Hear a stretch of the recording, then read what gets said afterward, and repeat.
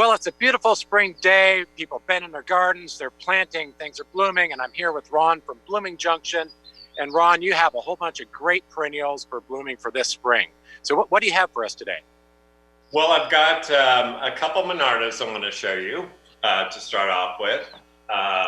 This is the Monarda Jacob Cline. This is a rather tall one at 4 to 5 feet, mildew resistant, beautiful red foliage. Beautiful red flowers, but this is a tall one. And then I have basically the same thing, another red. This one's called Fireball, and this one's going to stay short, around 16 to 20 inches. So there's room in your garden for a Monarda. This Jacob Cline, I should have mentioned, is, if I didn't, is mildew resistant, so that's great. Which is great. The Monardas suffer from a little bit of mildew.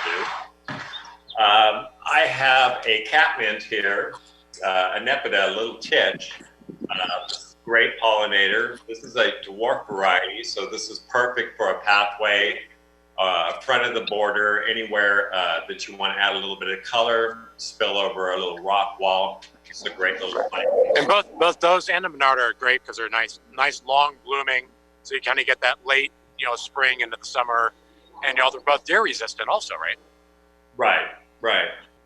And then I have here a baby's breath. This one's called Bristol Sperry. This one gets about 3 by 3. It's got beautiful double blossoms on it. So, if you have a cutting garden, this is a definite must-have for the cutting garden. And they're also great dried.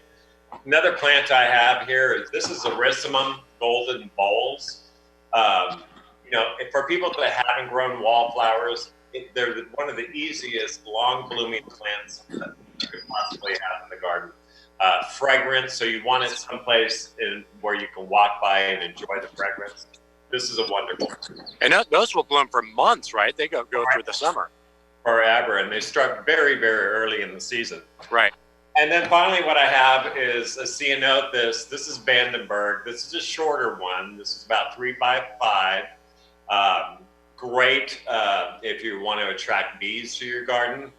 The one thing about this that I always caution my customers is do not plant this around your lawns or anything. Summer watering, once established, will kill them.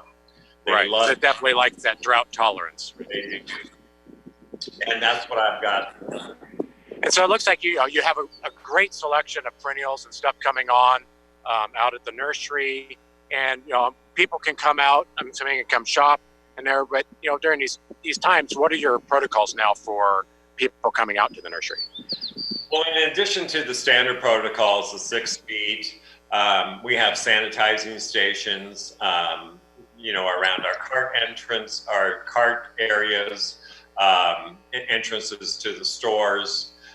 We also have a senior shopping on Sunday mornings from 9 to 10 and Wednesdays from 8 to 9.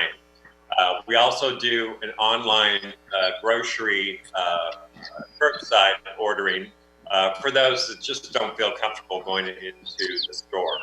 And that's for our produce and grocery only.